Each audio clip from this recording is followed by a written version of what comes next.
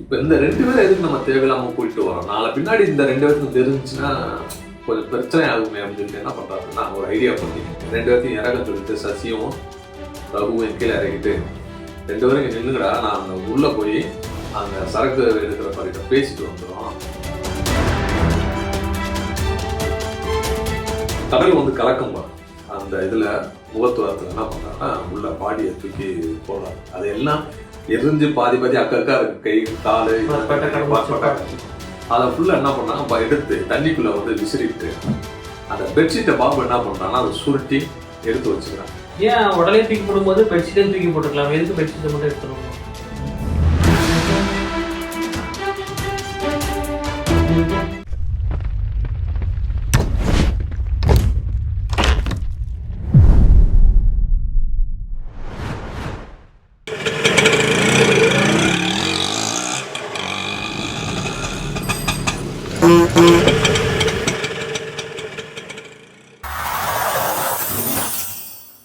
வணக்கம் அன்பு நெஞ்சங்களே.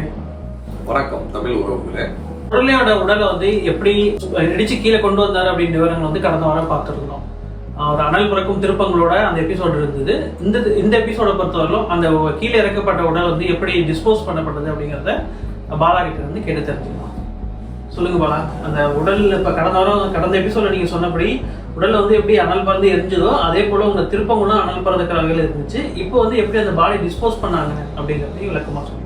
ஆமா, அந்த சுடலையுடைய உடம்ப வந்து பெட்ஷீட்ல வந்து மூட்டையை கட்டி கொண்டு வராங்க இல்லையா. கீழே கொண்டு வந்ததுக்கு அப்புறமா ஆட்டோ சங்கர் நடிகை புவனியோடைய காரை வந்து யூஸ் பண்ணிட்டு இருந்தார் இல்லையா. அந்த கார்ல தான் இந்த சுடலையோட உடம்ப வந்து எடுத்துட்டு போறாங்க.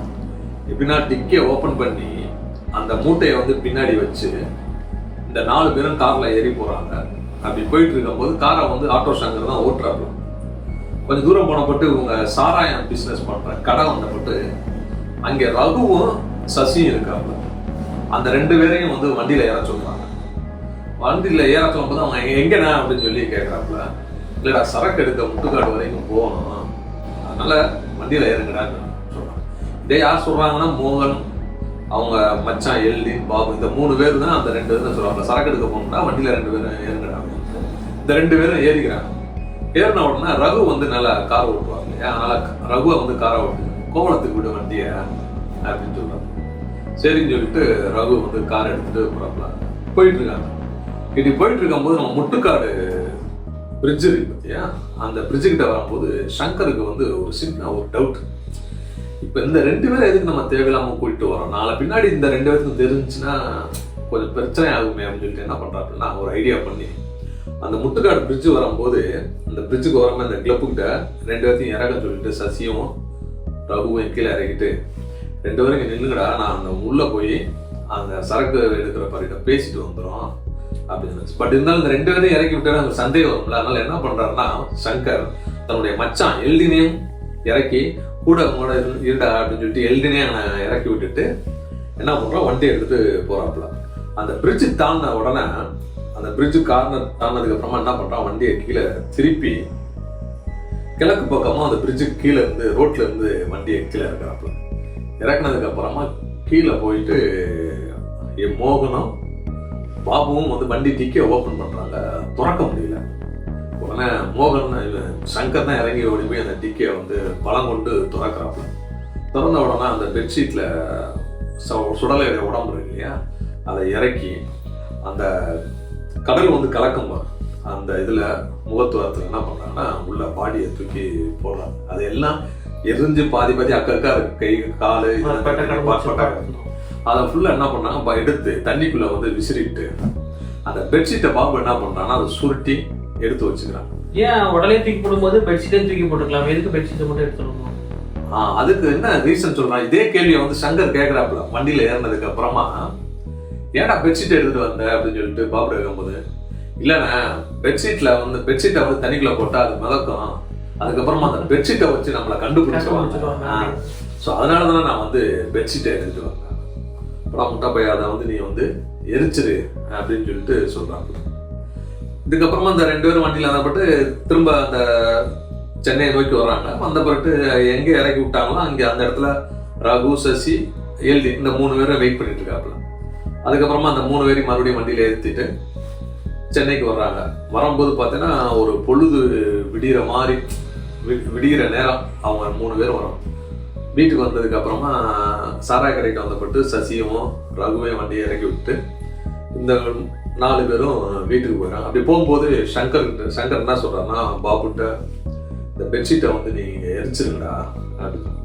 சரிண்ணா அப்படின்னு சொல்லிட்டு பாபுவும் மோகன் என்ன பண்றாங்க, அந்த பெட்ஷீட்டை எடுத்து சாராய கடை கொண்டு போய் எரிக்கிறதுக்காக எடுத்துக்கிறாங்க. இதுக்கப்புறமா மறுநாள் என்ன பண்றான் சங்கர், அங்க இருக்கிற தனது தெரிஞ்ச அந்த பெயிண்டர் முனுசாமியை கூப்பிட்டு இந்த சுடலை எரிச்ச அந்த ரூம் இருக்குல்ல, வீடு மாடி முத மாடி அங்க ஃபுல்லா வந்து பெயிண்ட் அடிக்க சொல்றான். ஏன்னா அந்த புணத்தை எரிச்சதுல அந்த பில்டிங் ஃபுல்லா கருப்பிடிச்சு போச்சு. அதனால வந்து என்ன பண்றான், புதுசா பெயிண்ட் அடிங்கன்னு சொல்லி அந்த பெயிண்டர் முனுசாமிட்ட சொல்றாப்புல. அப்புறம் ஃபுல்லா வந்து பெயிண்ட் அடிச்சிடாப்புல.